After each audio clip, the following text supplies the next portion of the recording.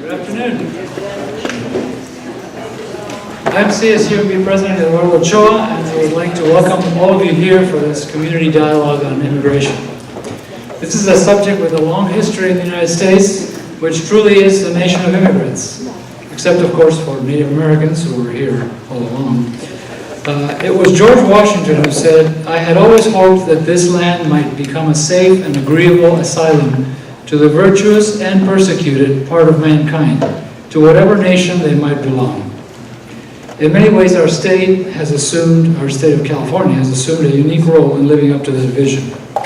According to the Public Policy Institute of California, our state is home to more than 10 million immigrants, about 1 in 4 of the foreign-born population nationwide. That's more than a quarter of California's population and almost twice the U.S. average. According to the Center for Migration Studies, about a quarter of the immigrants in California are undocumented. California's labor force includes about 1.57 million undocumented immigrants, about 9% of our state's workforce. Considering our own region's reliance on agriculture and the hospitality industry, the proportion of undocumented workers along the Central Coast is likely to be above that number. At the CSU campus, we're dealing with another often emotionally wrenching aspect of the immigration issue, the fate of the so-called dreamers who are working to earn degrees on our campus and on campuses nationwide. Public opinion polls show that they are viewed sympathetically by a great majority of Americans. Nevertheless, they face an uncertain future, as I'm sure you're aware. Meanwhile, the federal government is urging California to cooperate more in immigration enforcement and has sued the state over so-called sanctuary laws. President Donald Trump has tweeted that the state's sanctuary policies, quote, "put the safety and security of our entire nation at risk," end of quote. Beyond the issue of unauthorized immigrants is the question of future U.S. policy on immigration writ large. Should the U.S. limit authorized immigration as a potentially destabilizing force, or should we maintain relatively high levels to nourish social and economic vitality? Should immigration policy favor highly educated professionals or family reunification? Who are we fundamentally? A country rooted in Western European culture, or a diverse people united by the democratic idea of self-government as embodied by our institutions? Clearly, this is both a complex and emotional issue, and I greatly appreciate the willingness of everyone who is joining us today to wrestle with many of the conflicting arguments. This is the second of our community forums. The previous one was on healthcare, and counting an earlier forum for the CSUMB community, the third forum that follows this format, which is as follows. We'll begin with a panel of experts to present a baseline of factual information and policy options on which to ground our discussion, followed by small group roundtable conversations in a dialogue mode with facilitators drawn from our very own Masters of Social Work program. The students are already distributed among you, and they are going to do a bang-up job. After which we will have reports from the table discussions to the whole assembly. So we describe these conversations as a dialogue, very intentionally. They're not debates or policy work groups. We do not expect a single policy solution to win on debating points or to be hammered out as a compromise.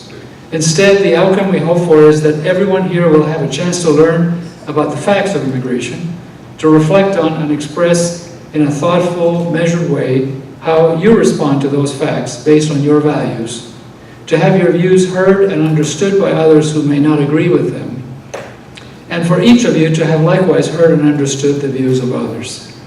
If we're successful in this exercise, it will demonstrate to us that even those of our neighbors who hold very different views are not radicals or deplorables, but fellow human beings with a common interest in building a community and a nation in which all of us can flourish. We have invited two speakers with particular expertise on immigration issues to help set the stage for that dialogue. And the first one is Dan Torres. Dan, in March 2016, Governor Jerry Brown appointed Dan Torres as Director of Immigrant Integration. The son of Mexican immigrants, he is now leading the state's effort to ensure that California's immigrant population become full participants in our state's economy and political life. Dan previously had been chief of the immigration branch of the California Department of Social Services Welfare to Work Division. He has also worked with the California Rural Legal Assistance Organization and the Immigrant Legal Resource Center. He earned his law degree from UC Davis. Please welcome Dan Torres.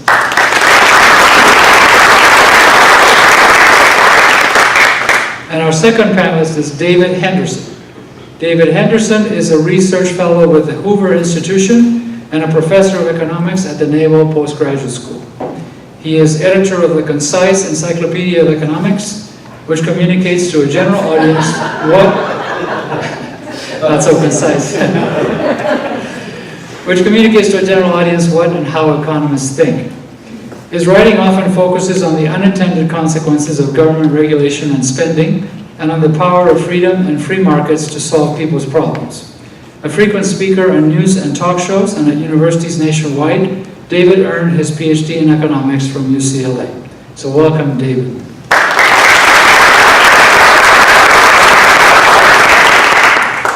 I would like to thank both Dan and David for joining us today and helping us establish a knowledge baseline for our subsequent dialogue. And we're going to bring to the podium Dan Torres. Bring to the podium Dan Torres first.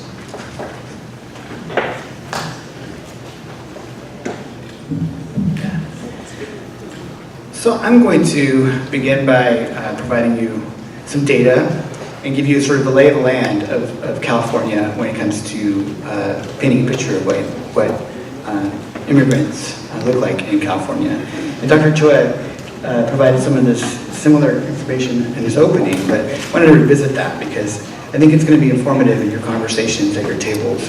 As Dr. Ochoa said, we have over 10 million foreign-born people in California, 10 million immigrants. But digging deeper, 85% of our immigrants to California have lived in the United States for more than 10 years.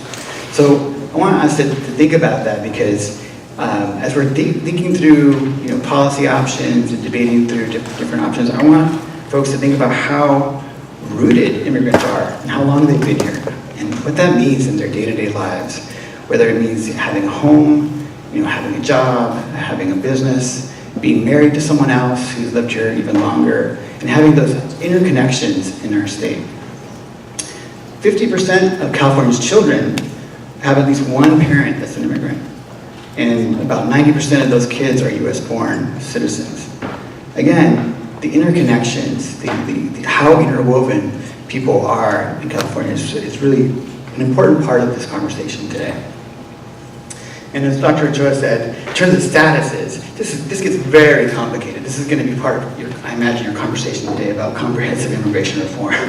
But California has about 50% of their immigrants are now US citizens through the naturalization process. So that means that they've gone through, they had a green card for several years, and then they applied for US citizenship, passed the civics test, have sufficient level of English proficiency to pass it, and took a history test, and cleared all the background checks and got US citizenship. So that's 50% of our immigrants to California.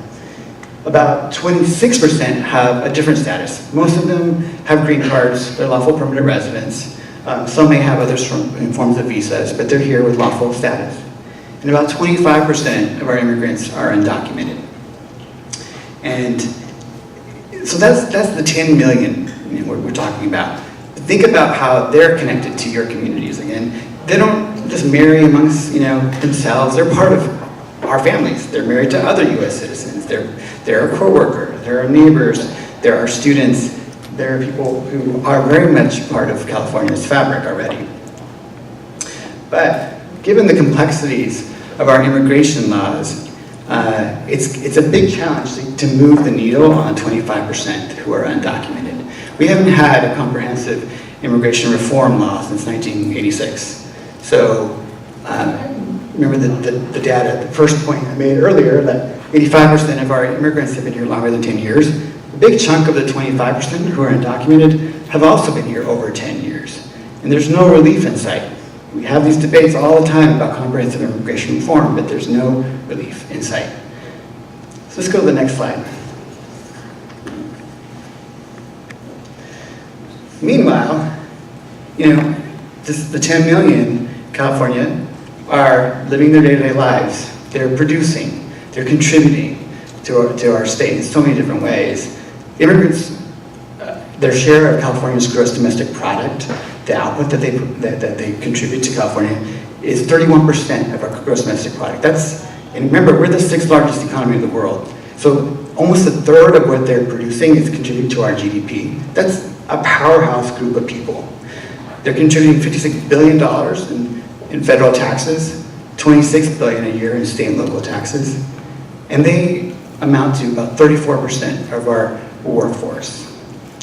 So as you have conversations about immigrants, think about how interwoven again they are in our society and how much they are a part of our economy, our communities, our families, and so forth. I think it's a critical piece to our conversation. It's been part of our thinking at the state level about what we do. And I know a lot of folks have questioned, like, why does the state of California even get involved in issues related to immigration? It's because of this. Our day-to-day reality, we have, as part of our California residents, we have to think about how we help people succeed, how we weave them into our day-to-day, how we help the California economy grow, for the long term. So if there is no sign of comprehensive immigration reform, that's a matter we continue to push with our Congress and our federal government. We still have to think about the day-to-day. How do we make sure people drive to work safely? How do we make sure people succeed in school? How do we make sure people have safe conditions at work and are not facing retaliation?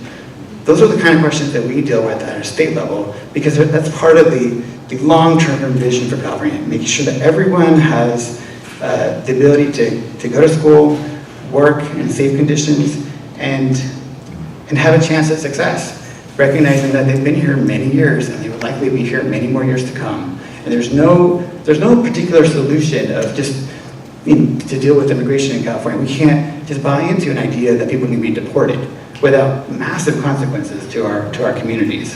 Whether it means breaking up the families that we talked about, the kids that have at least one parent that's an immigrant, or disrupting our economy in a significant way. So what has California done to help rethink what we can do in terms of success of the entire state?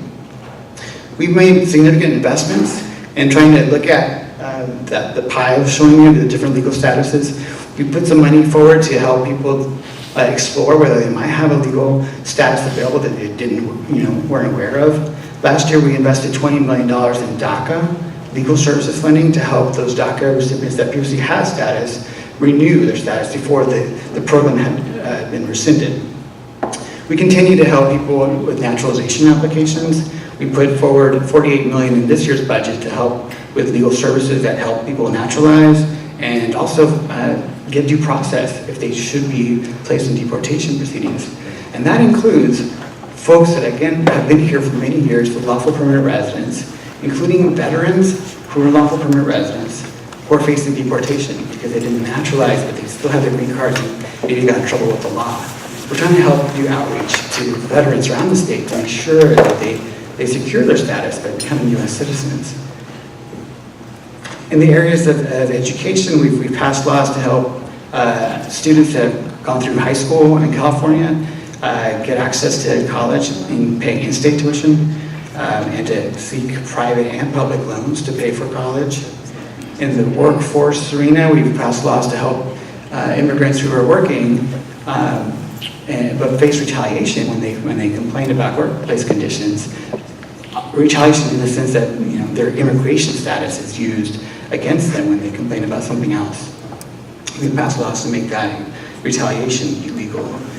And in other areas, Dr. Ochoa mentioned public safety. We've passed SB 54, which gets a lot of attention these days, very misunderstood law, but laws that really are trying to get at making sure immigrants trust us, trust law enforcement, trust the state governments, so that they report crimes when they are seeing it in their communities or suffering it themselves, that they feel comfortable enough to call us and we can prosecute those crimes accordingly. that's really where we're at. Again, California's vision is really, let's make sure we help people have the opportunity to succeed and thrive and stay on course to being the powerhouse economy that we are, the 6th largest economy in the world. At the same time, we look to our federal government to pass comprehensive immigration reform because no other state, I think, has such a high stakes on this issue. I mean, we have about a quarter of the foreign-born population in our country living in California. For us, it matters that we have comprehensive immigration reform soon. I know that that's a difficult conversation, but I know that's part of your agenda today, and I hope that you all have a thoughtful conversation. In some ways, it feels like Thanksgiving dinner for me, coming here and hearing about the way you're going to format the conversation. In my family, we have very diverse views. We have people who, I have 3 siblings. We have people who are married immigrants. I have a sister who married a U.S. citizen who has, family has been here 150 years, and a sister who married a refugee from Libya. So our Thanksgiving dinners are very much like this. We have conversations like immigration reform, refugees, and the work that I do with the state. So I thank you for inviting me, and I really look forward to hearing the conversations that you're having, and hopefully in a very thoughtful, productive, and respectful way. And I really appreciate the chance to be here with you. Thank you.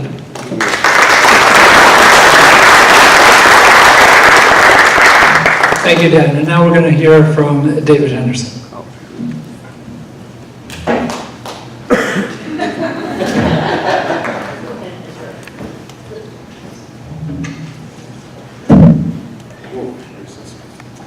Thank you, President Ochoa. Thanks, Dan, and thanks to the audience for attending to learn more about this issue and express yourselves more on this issue. Just one correction, I am no longer a professor of economics at the Naval Post Graduate School. I'm an emeritus professor. I retired in September, so my work week now has fallen from 50 to 40. Economists are almost unanimous in their view that when a government reduces barriers to trade, the vast majority of citizens in the freer trade country gain. We gain as consumers from the increased availability and variety of goods we can buy and from lower prices of imports. And that's the main reason the vast majority of economists favor free trade. Does this reasoning carry over to movement of people rather than just movement of goods? Yes, it does. Think about someone coming here to work. A huge percent of people who come here to work. So they're producing something valuable here, and Dan showed some of the things they're producing, that is sold to someone here. So both the buyer and the seller gain. Those gains are huge. The reason is that the people, especially the people who come from the poorer countries, are automatically 5 to 10 times as productive as they were in the country they left. The majority of the gain does go to the immigrant, but we who are already here gain too. We gain from lower prices and more variety in the goods and services that immigrants produce. Michael Clemens, an economist at the Center for Global Development, estimates that allowing a lot more people from low productivity poor countries into high productivity rich countries such as ours would increase world gross domestic product by, are you ready? Trillions of dollars. And in fact, he wrote a piece on it titled $1 trillion bills on the sidewalk, kind of there for the asking if we let more immigrants in. And as I noted, both the immigrants and the pre-existing residents of those rich countries share the gains. Are there arguments against immigration? Yes. But in each case, there are targeted ways, often called keyhole solutions, to handle these issues rather than reducing immigration. Because of my time limit, I'll mention the main 6. Here they are. They'll take our jobs, they'll cut our wages, they'll go on welfare, they'll commit crime, they'll hurt our culture, they'll vote for bigger government. Let me look at each of those in turn. Jobs. There's an unlimited amount of work to be done. The scarce resource is not work, the scarce resource is people to do it. If you doubt that, Think about one of the huge entries we've had into our labor force since World War II, the entry of women into the labor force. If work were scarce, that should have led to high unemployment rates. It didn't. Between 1950 and 2000, 47 million additional women and 31 million additional men entered the labor force. Result? The unemployment rate during that time fell from 4.8% to 3.89% for men, and for women from 5.3% to 4.1%.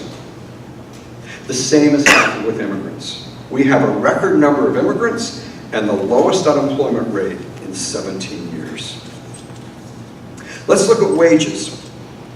In the economist debate about immigration, the most prominent critic of immigration is Harvard's George Borjas. He wrote the article on immigration in my Concise Encyclopedia of Economics, which really is why I brought it, okay? So I got a skeptic on immigration to write the immigration article because I wanted a wide variety of views. And he finds that the only group of native-born Americans that are hurt by immigration is high school dropouts, and the hurt is small. Their wages are 4.8% lower than they would have been. That's not large. College grads, by contrast, gain. UC Davis economist Giovanni Perry and co-author Chad Sparber show that due to the limited knowledge of the language, immigrants have a comparative advantage in manual labor. Hence, they specialize in those, and in firms and sectors that hire immigrants, this produces higher demand for jobs requiring coordination and interaction, typically staffed by people who grew up here, whose language skills are superior. So, people who are already here tend to do better. I mentioned Keyhole Solutions. What if I didn't persuade you? What if you're worried about wages? Well, then there are ways to handle it without restricting immigration. Charge immigrants fees up front and use those proceeds to subsidize low-income Americans with, say, an expanded earned income tax credit, or reduce the bottom tax rate from, say, 10% to 8%. Or how about an income tax surtax for the first 5 years for immigrants? As an immigrant myself, from Canada, I would have been happy to pay those fees and avoid all the legal hassle and the one deportation notice that I did receive. How about welfare? They go on welfare. Most of the welfare state is aimed at the elderly, not the poor, and immigrants tend to be young. Moreover, illegal immigrants who pay taxes on fake Social Security numbers are pure profit for the U.S. Treasury. In 2005, Social Security's chief actuary estimated that without all the taxes paid on invalid Social Security numbers, quote, the system's long-term funding hole over 75 years would be 10% deeper, unquote. Again, let's say you're not persuaded. Well, have a waiting period for benefits. Give immigrants half benefits for life rather than full benefits. Make them eligible for benefits only once their taxes have exceeded X number of dollars, whatever X is. How about crime? Assuming you don't count illegal immigration as a crime, which would make, of course, 100% of them,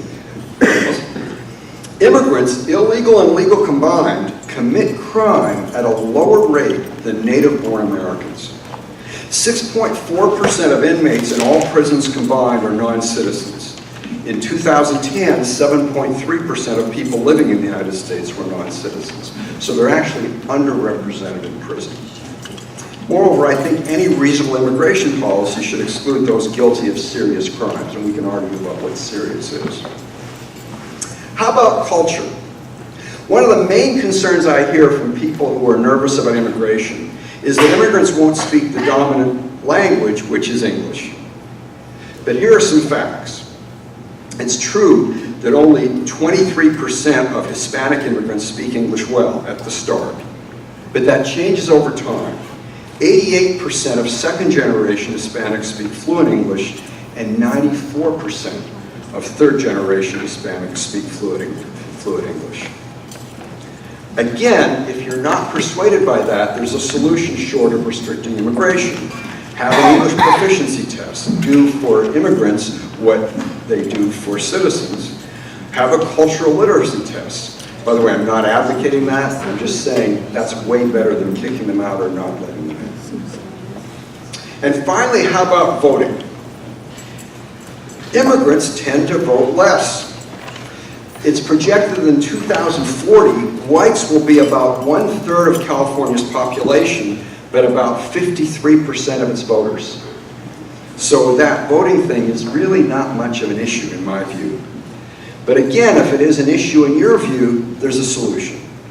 A longer residency requirement for citizenship. Let's say people can't become citizens for 15 to 20 years. I became a US citizen 9 years after becoming a resident alien and was unable to vote for those 9 years. When I finally did vote in 1986, my vote didn't affect a single election, and it still hasn't. It's not a big deal to me. If you told me I could come here and never vote and not have to pay those lawyer fees and not have to deal with that deportation notice, where do I sign? But again, another thing you can do is pass a civics test.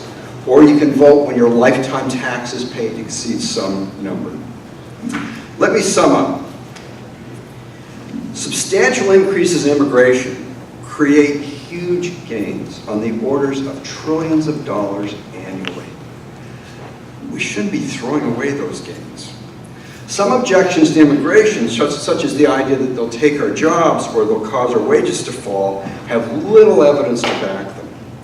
But for those and all the other objections I've considered, even if some are justified, there are targeted solutions called Keyhole Solutions that preserve the benefits of immigration to residents and immigrants and would allow us to expand. I would like to see a huge expansion in the number of immigrants allowed. Thank you.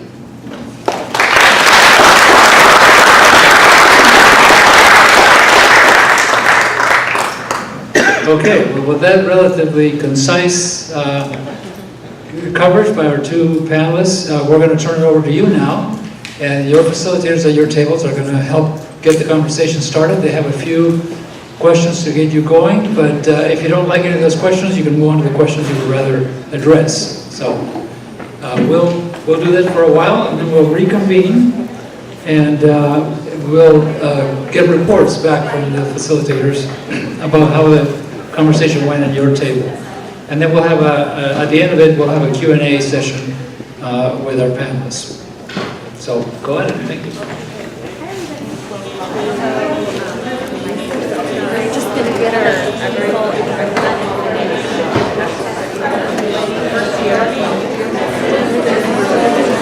so this is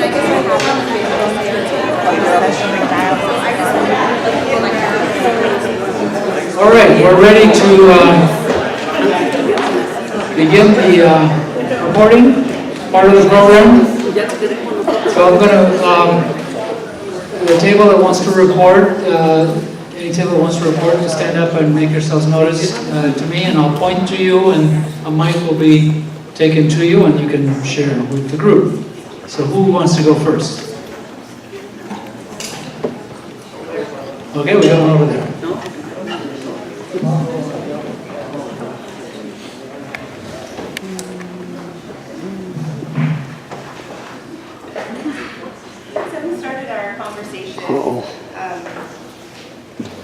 Actually, by being mindful of the statement, you know, who are immigrants to this country? Who are the immigrants to this country? And then maybe making some more careful word choices. So we went through a little bit of the history. You know, Mexicans were here, the land was stolen, and this is similar to something to South Africa. And then reminded that the land originally belonged to Native Americans. A topic that was shared at our table was also that African Americans, 94 to 96% are not immigrants and came as enslaved people. And so, considering people that have also been stolen or trafficked from their home countries. So we kind of did went through like history a little bit to kind of clarify. And the definition that we came up with for immigration was that it was a willful movement, and then forced migration versus immigration. So So that kind of set the tone for our discussion. And we kind of worked through some pretty good topics. We did pose a couple of questions if this have time. So, one more.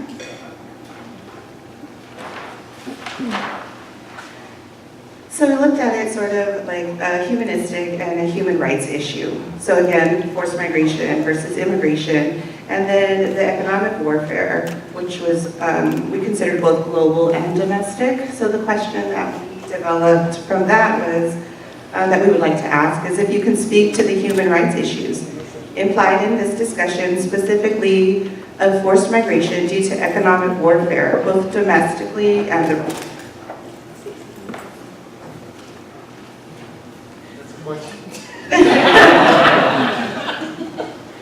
We had some awesome thinkers at the table. Okay, we'll do the Q&A afterwards. That was the question. We have one more. So how do our immigration policies compare to other countries? Okay, thank you. Thank you. Next table.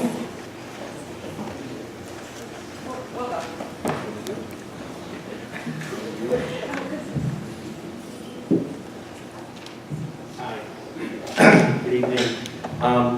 Well, we were very impressed with the presentation, so you didn't give us much to argue against.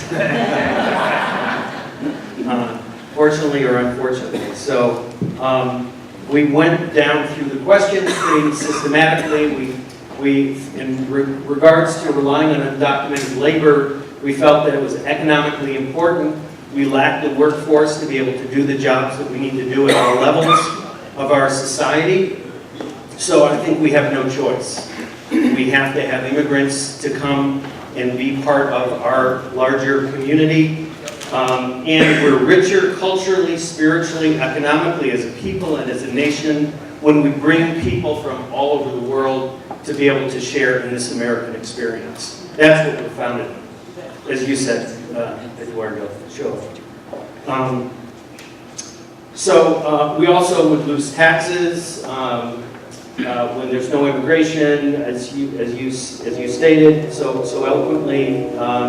Public safety concerns. I think one of the points that was made very eloquently was about the fake news that has created a lot of fear in our country about immigrants, and really it's a false notion that immigrants are public safety concern. But I think we also felt that we should probably incorporate something within the whatever public policy laws are being passed to address safety concerns. So some basic standards of expectations around safety so that we don't have murderers or whatever coming into the country. So there should be some kind of basic standards established, recognizing that many more of those serious terrorist crimes are committed by white males in our society. So let's see. Yeah, I mean, overall, I really felt that we really have a great net benefit from having immigration in this country from people from all over the world. Repeated your statement about 880,000 business owners in this state, and just, you know, people are getting older and retiring, and if we don't have workers at all levels of our society coming in from other countries, we will fall apart as a country, economically, spiritually, politically, and elsewise. But so ultimately, it's of critical importance that we have a pretty unlimited immigration policy from our perspective. So would you say that your table reached consensus on these points? We were very much in consensus, I believe, yes. I'm going to start asking each table, have you reached consensus, or are there different perspectives that you're reporting on? I'm curious about that. Yeah, thank you. You know, we're a small enough group that every table can report. So I encourage everybody to step up. So, I think I can speak loud enough that I don't need to mic unless Yep, recording wise. You need it. Hi, so our table, I think, came from, had a more diverse perspective, and I think that we could continue talking.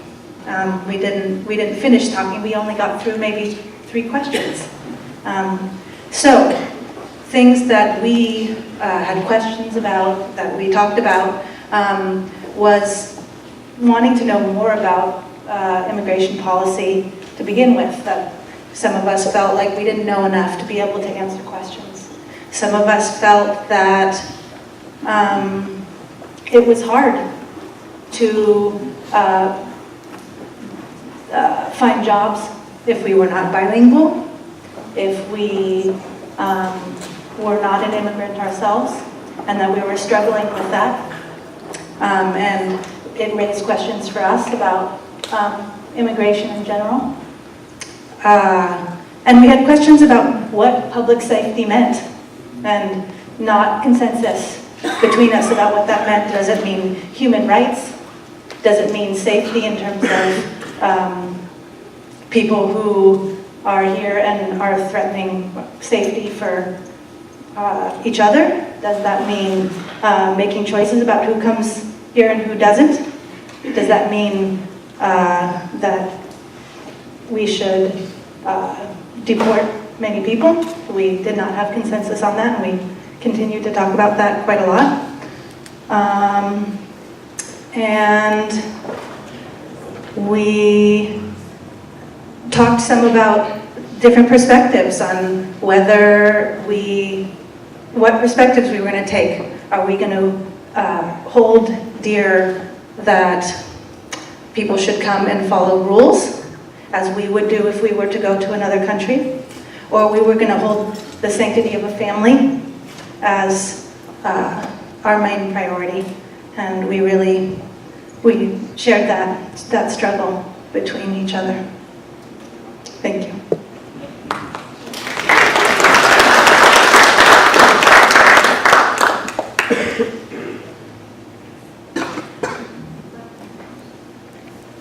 Who's next?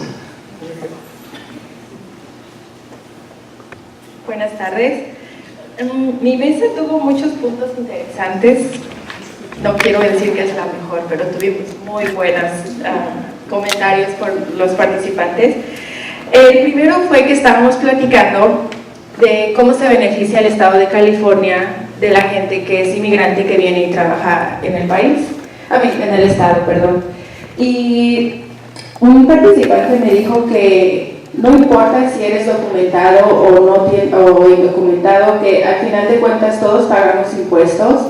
Vas a comer, pagas impuestos, te compras una blusa, pagas impuestos, y no es la diferencia, no hace la diferencia en las tiendas de que, usted tiene residencia, ok, no le voy a cobrar impuestos. Ellos tocaron el punto de que a este nivel la economía se beneficia de todos y para todos, que no podemos hacer la diferencia entre nosotros humanos, pero aparte también tocaron un punto importante, que los inmigrantes tienen miedo de salir a la calle y hacer trabajos diferentes o hacer cosas, porque el miedo está entre nosotros. Todo el mundo no se siente seguro. Ahora estamos cambiando a la pregunta donde si la gente se siente segura. Y alguien me dijo una palabra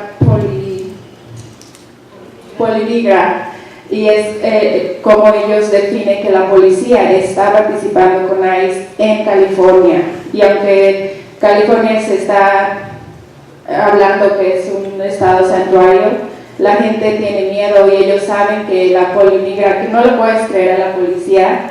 Y de por sí platicamos que si vienes de otro país, a veces no le puedes creer a la policía, y llegas a Estados Unidos y te dicen que le creas, pero después estás viendo que está rodeado de mentiras y que te ponen trampas, y que realmente no hay un lugar donde digas estás garantizado que te van a cuidar y vas a estar bien, porque simple y sencillamente no existe eso, no lo piensan así. Y bueno, eso es en seguridad del público. También la gente que no tiene un estado migratorio se siente menos que otros. Y un participante mencionó, a veces es mejor que no sepan ni tu nombre, que no sepan dónde trabajas, que no sepan nada de ti. Y eso como que es triste porque el sueño americano, que también hablamos de eso en mi mesa, ahí no estuvimos de acuerdo porque una gente decía el sueño americano no existe. Pero otros dijeron, claro que existe, pero no es fácil. Es difícil y empezamos a hablar del costo de una educación. Si quieres ser doctor, es $500,000 para que salgas y puedas ser doctor.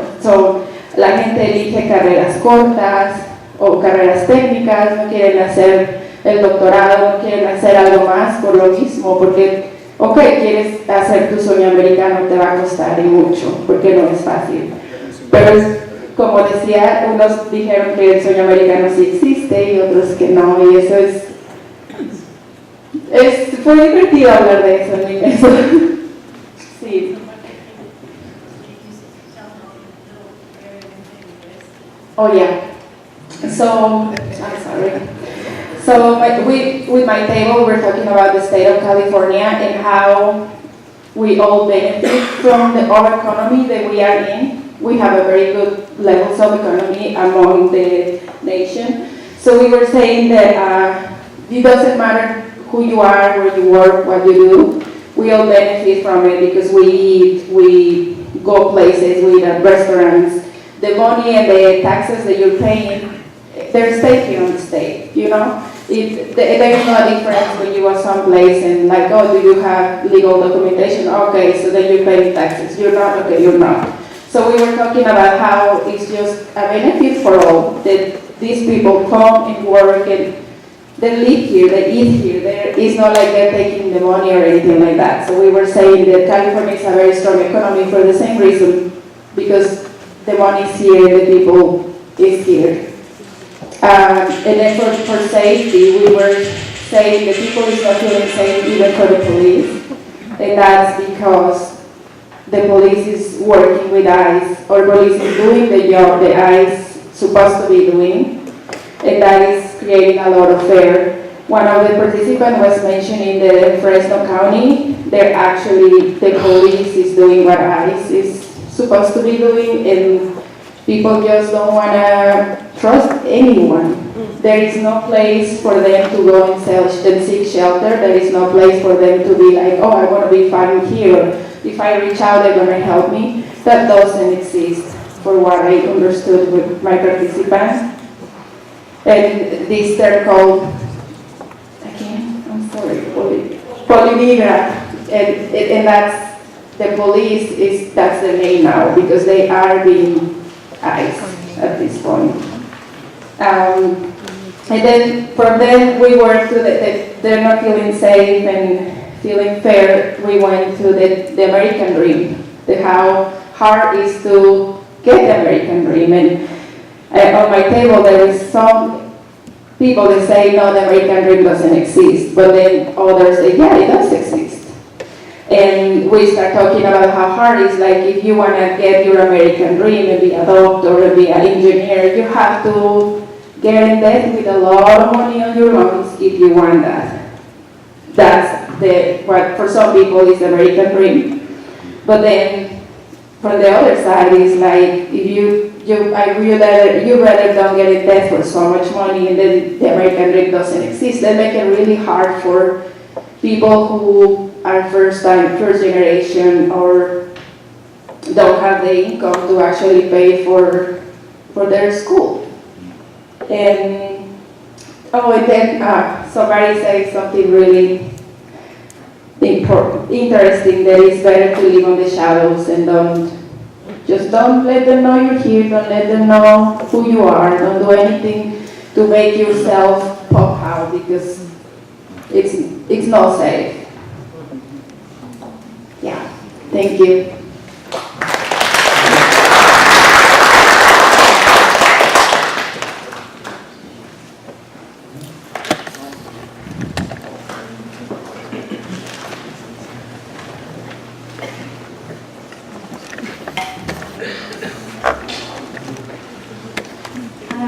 So overall, the table pretty much came to somewhat of a consensus. There wasn't too much, there was a lot of agreement on the discussions that were made here today. In regards to relying on immigration, labor,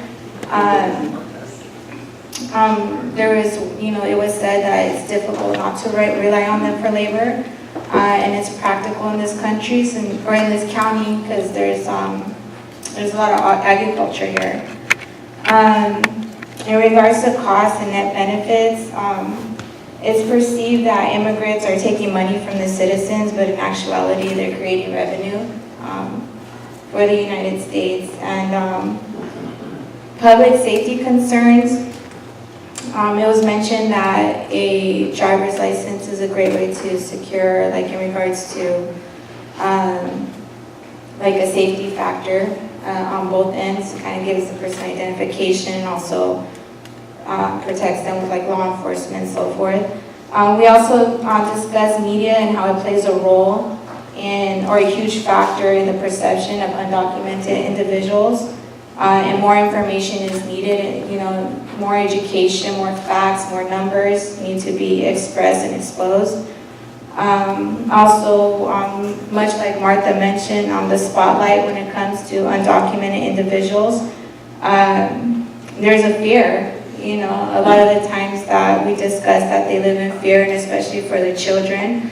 And a lot of the children were born here in the United States, but there's a lot of fear around that. And that's all I have.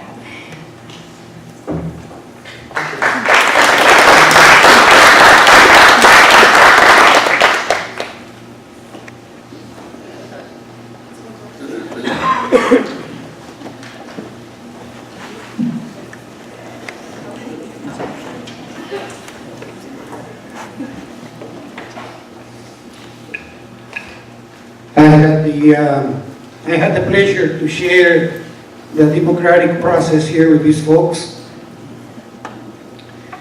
And although we are not necessarily on consensus on all the questions that were posed, I think that we came to a reasonable agreement as democracy works. And I want to pause and thank Dr. Ochoa for giving me the opportunity to be part of this dialogue, because it enriches me in my way of thinking in order to bring justice to the things that I do in life. The first question had to do with whether or not the undocumented workers do contribute to the economy of California. We were unable to answer these specific questions because we do not know the percentage in which the state of California bases its budget. That is, how much of the budget of California is based on income from undocumented workers? We don't know.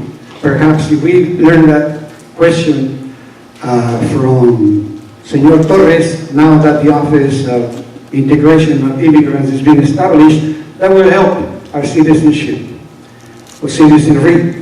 And perhaps Dr. Henderson can contribute with his economic viewpoint. Number two, the area of security, we were unable also to establish a dialogue on that particular one because some of the other tables already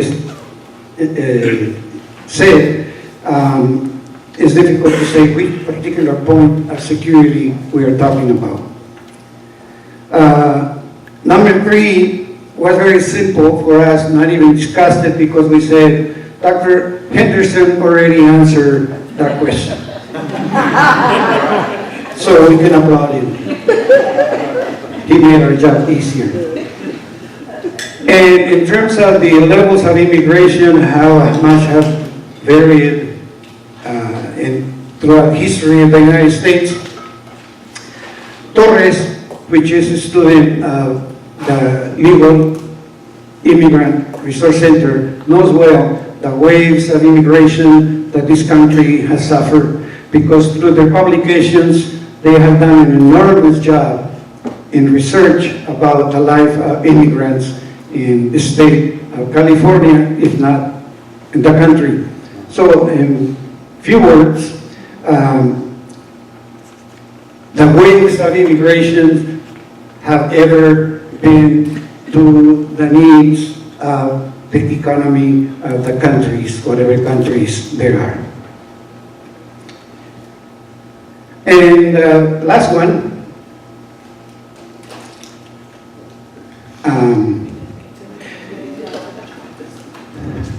and the last one, basically all we are in consensus in here is according to the demand of the country is the need of the people you are going to bring in. Now, I threw in my 2 bits in terms of economics, because I see economics as nothing but politics. And politics is the power of those who can enforce it. Now, we all know in '86, because it was mentioned in here, it was an immigration reform. And maybe some of you will remember it was called, for short, IRCA, Immigration Reform Control Act. What was to be reformed? What was to be controlled? And what happened? What happened is that those that need to be punished, those that hire the so-called undocumented workers, do not get punished. The ones that get punished are the ones that are hired, but not the ones who hires them. Thank you.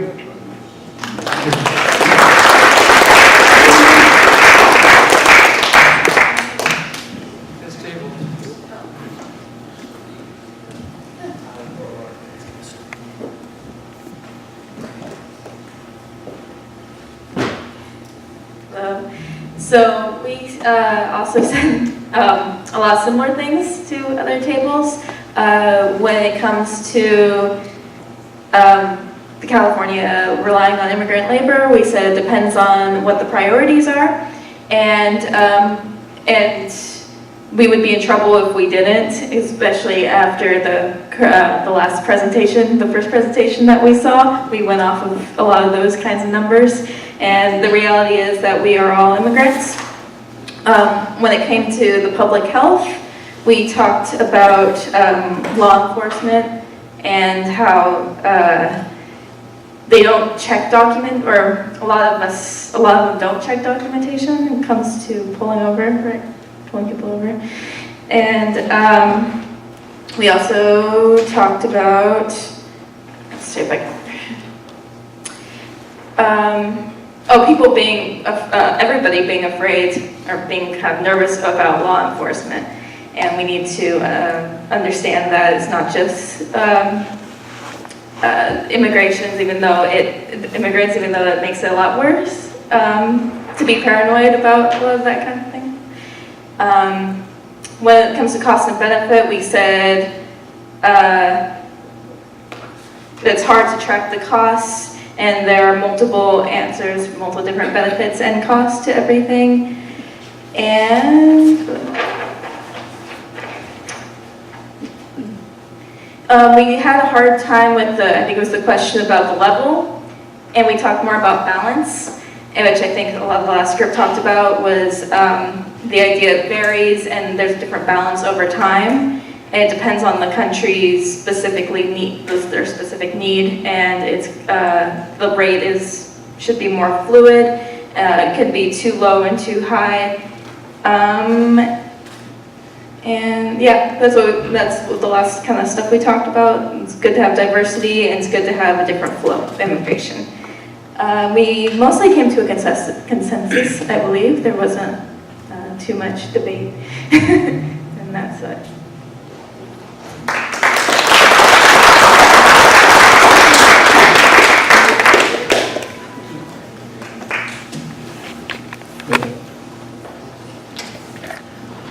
Hi, everyone. So our group discussed, we all agreed together, we came to a consensus that immigrants do bring benefit the state, not just with money, but as people. One really interesting thing that we did mention is that there are a lot of people who believe that they're losing their jobs, but the reality is that we're looking at technology taking over the jobs. So we have machines instead of people now. And that also means that now that those jobs are being taken away, you need to have higher education. How does that work out, especially when we have immigrants? We talked about the history of the United States of past traumas that we've been through, and then it's just cycling through that and putting the blame on other people.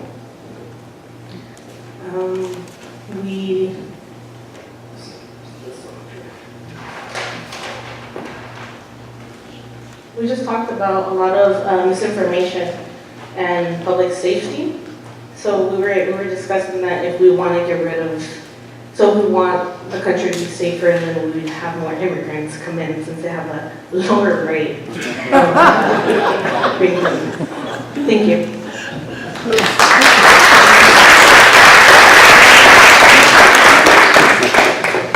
Keep it real. Yeah, the table's on. Sure.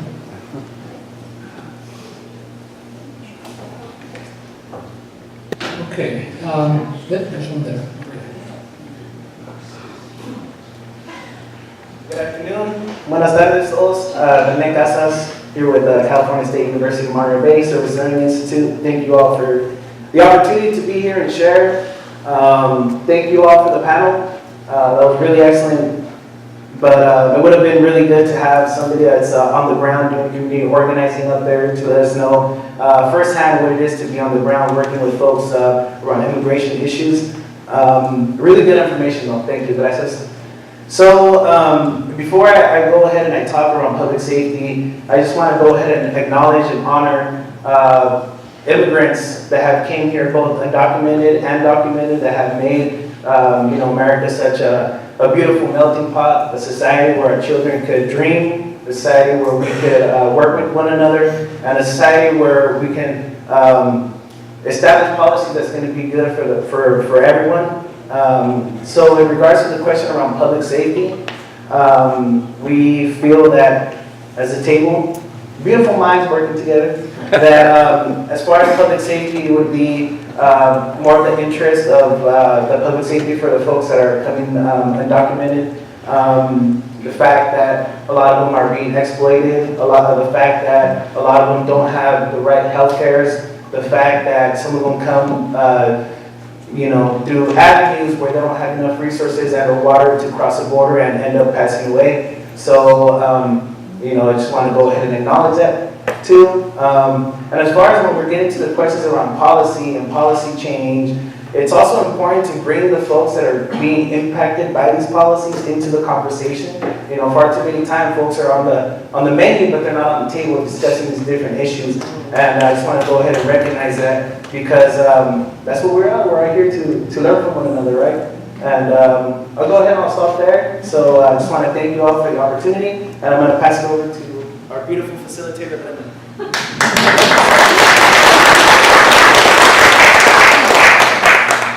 Yeah, I think Renan mentioned basically one of the biggest concerns from our table, right? That public safety, but we also have to be concerned about public safety for these undocumented immigrants because, like this information, they are living on the shadows. So what does public safety look for them? It's not just like, okay, me because I have documents, so my public safety, right? But it's also about their public safety. So that's one of the biggest takeaways that I'm going to take from this table.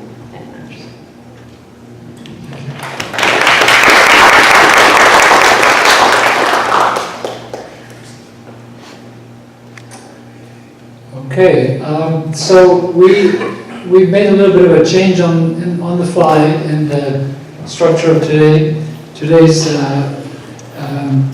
exercise. We allowed longer time for the conversations that you had because they were clearly, going well. We have also given you a chance to report at length from the tables. And so we don't want to keep you here too late, so we're going to squeeze down on the Q&A. And instead of doing Q&A, I think the panelists have heard your reflections, your observations, and some of the questions that you've raised as well. So I thought I would give them an opportunity to sort of give their reaction, their thoughts, and anything they want to add to all of that you've shared with us. And then I'll just close the event. So that's how we're going to proceed. Okay? This is working. It is working. So thank you. I learned a lot from the various tables. Can you hear me? Yeah. Okay. So I'm hitting highlights here that I noted down. I've got some on my side from the start. Economic warfare, I didn't totally understand that. See, in an economy where people are exchanging, there isn't warfare. There's exchange, there's cooperation. If I'm buying and you're selling, we're both choosing to do that. So I'm not exactly clear what that is. The other question from that table was, how do immigration policies here compare to those of other countries? Actually, ours are better by the standards that most of the people in the room express. Believe it or not, Canada's pretty open. Canada is a little more open than we are right now. But many other countries are not. Within the EU, of course, there's really free immigration between the countries. But if you're trying to get into Japan as an immigrant, it's really hard. And so that's just a fact. I was glad to hear that some people wanted basic standards about safety. And I think what I heard, was that those standards are similar to mine. You don't want murderers allowed in, and I agree with you. Other than that, pretty unlimited, I agree too. And I kind of hedge a little because I haven't persuaded that many people. That's why I'd like to double the number we allow from 1 million to 2 million. Do that for a few years and see how it goes. I think it's going to go really well. And then we can go from there. I was really moved by the poly-ICE, the police thing in Fresno County. Holy cow. I get that nobody feels settled or secured.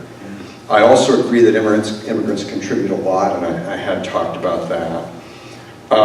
So the question, do undocumented workers contribute to the economy? They do, but I think it's important not just to look at the narrow budget issues. How much do they pay in taxes? I don't know, but everyone who works contributes to the economy by working. If they're working, they're producing something valuable that someone else wants. And I think let's not minimize that. That's their main contribution. Your point, the person with the Zapata t-shirt about economics is nothing but politics makes me very nervous. Economics is very different from politics. A free economy has people trading, and so it's getting out of politics. And I want this country to get out of politics. I want it so we don't worry about who's in the White House. I'd like it so that we are like Switzerland and we can't even name the president. So I want a much smaller government, a much less politicized society. Technology taking over jobs was that you? Yeah. And by the way, I use this in another context. When people talk about trade, when Trump, for example, talks about trade with China, we produce 5 times as much steel per person now as we did in 1960.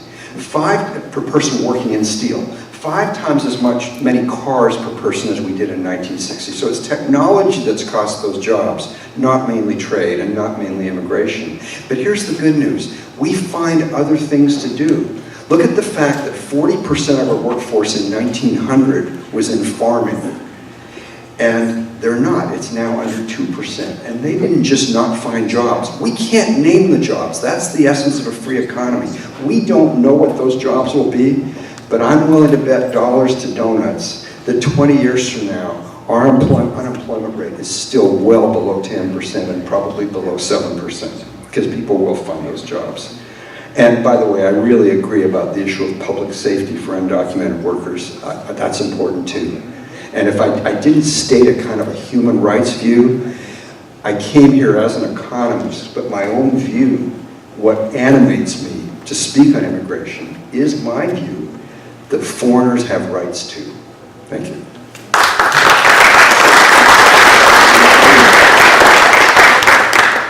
So I think this is the part where we get to translate these ideas into values, right? As you said in the beginning, we have the facts, the data, the conversations, and what I heard is a sort of representation of different values.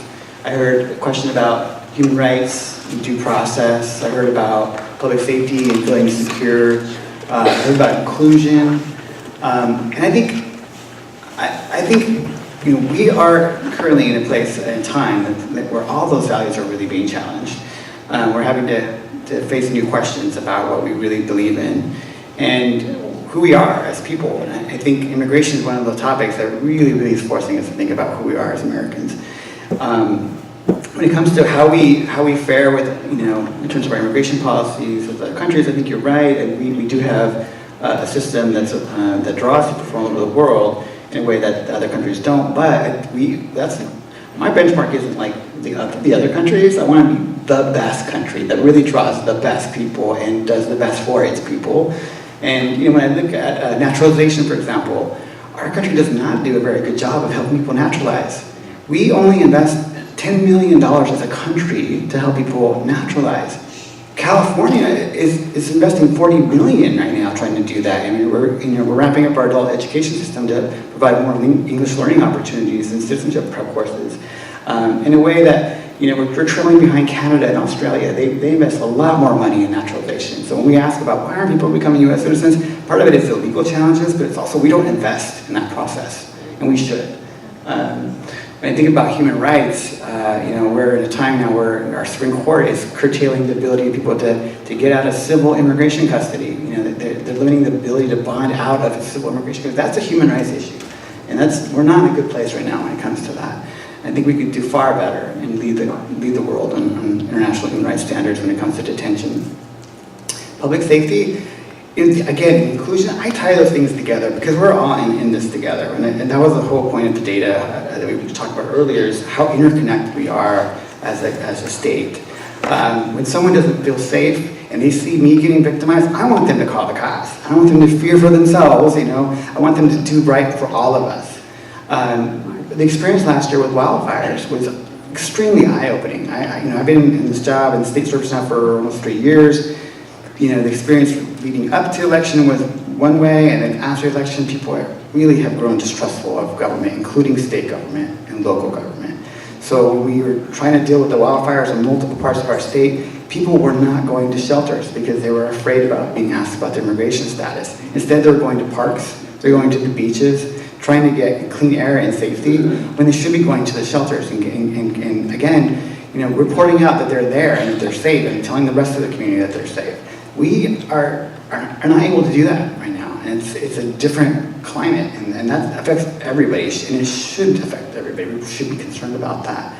And so, you know, as we struggle with our federal government, local government, state governments trying to figure out a path forward to send a message to everyone, you know, it's safe to report crime, it's safe to come forward and seek services when there's a wildfire, earthquake, whatever comes next. You know, we're in this together, and these principles, these values that you're articulating is so important when we're shaping policy to say, you know, we got to include everyone. We've got to make sure everyone feels safe and secure because it doesn't not just affect them as immigrants, but us too, and vice versa, as folks have said eloquently today.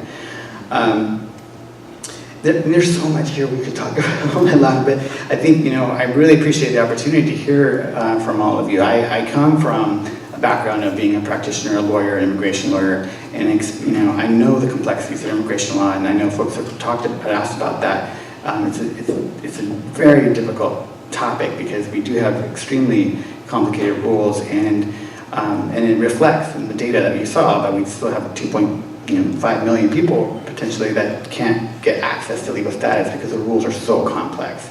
We've created so many barriers and penalties to getting status. I wish we had more time to talk about that. But I think I'll end on that. I really wanted to end on a more positive note, but I think, you know, I just really want to say I appreciate the thoughtfulness, the respect that you all demonstrate, you know, in this conversation with each other and with all of us. I think that's how we need to, you know, build a path forward for our country. And hopefully we can model that for the rest of the country.